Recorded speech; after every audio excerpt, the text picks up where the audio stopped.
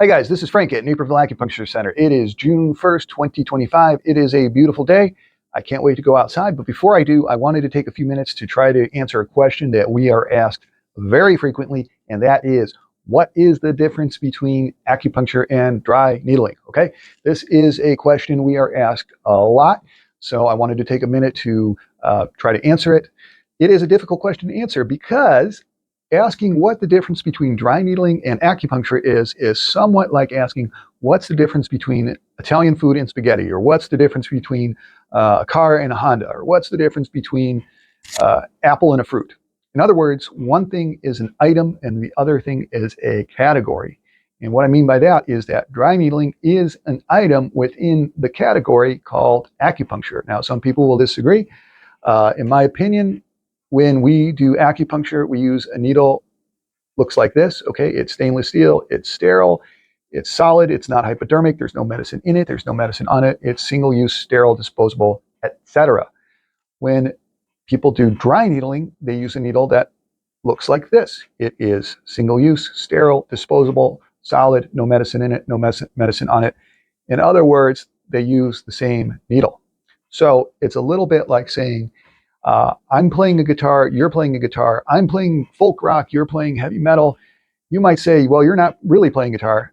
Yes, we're both using the same instrument. You're playing in a different style, okay? So dry needling is a style of acupuncture. So the real question is, what is the difference of one style to another style? What are the different styles? So there is dry needling, which we're going to talk about in a minute. There's also what's called traditional Chinese medicine acupuncture, which is the other big style. And there are many other sub-styles. There's ear acupuncture, hand acupuncture, foot acupuncture, many other styles. However, the big one is TCM, or traditional Chinese medicine. So if those are the two main categories, dry needling and TCM, what are the differences? Okay, that's the real question.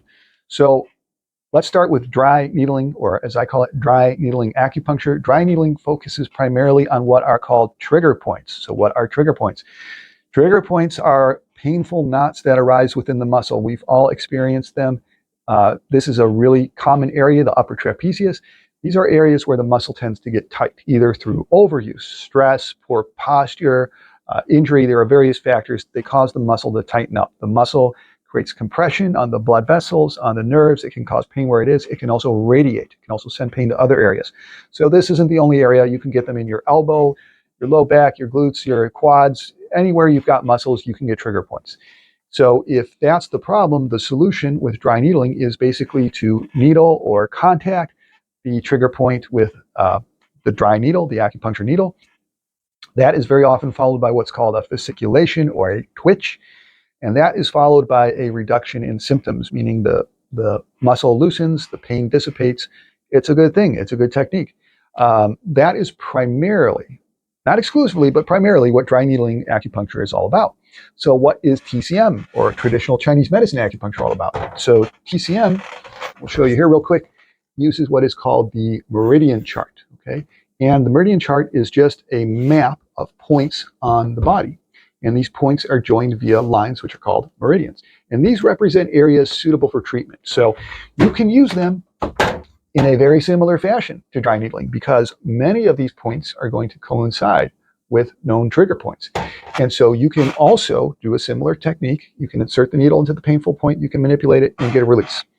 So there's an overlap. However, this is a little more expansive in the sense that if you truly know, if you truly understand what these points are, what they represent, they are a map to the body. They are a shorthand for what's going on inside the body. And what I mean by that is that if you were to look closely underneath every one of these 360 some points, what you will find is something of anatomical significance. And what I mean by that, neuroanatomical significance, meaning there are motor nerves, sensory nerves, autonomic nerves, spinal segmental nerves, okay, nerve trunks, nerve arborizations, where they split, bifurcations, trifurcations, points where the nerve comes up from deep in the body and becomes accessible. Every one of these points is an access point to something significant in the nervous system.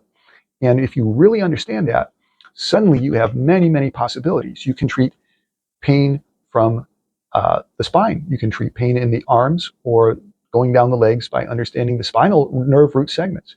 You can treat pain at a distance, meaning you can get some of these miracle stories that people get in acupuncture. Like, I had a migraine and the guy put a needle in my hand and it went away. Or I had a pain in my neck and he put a needle in my ankle and it went away.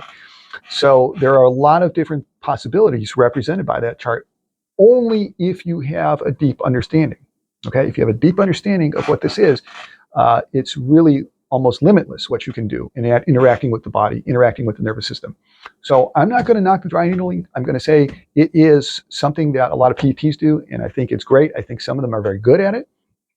But I also think there are many, many more possibilities if you take a more expansive look at the body. So in conclusion, I hope that answers the question about what's different between dry needling and acupuncture. If you have any further questions, feel free to ask me.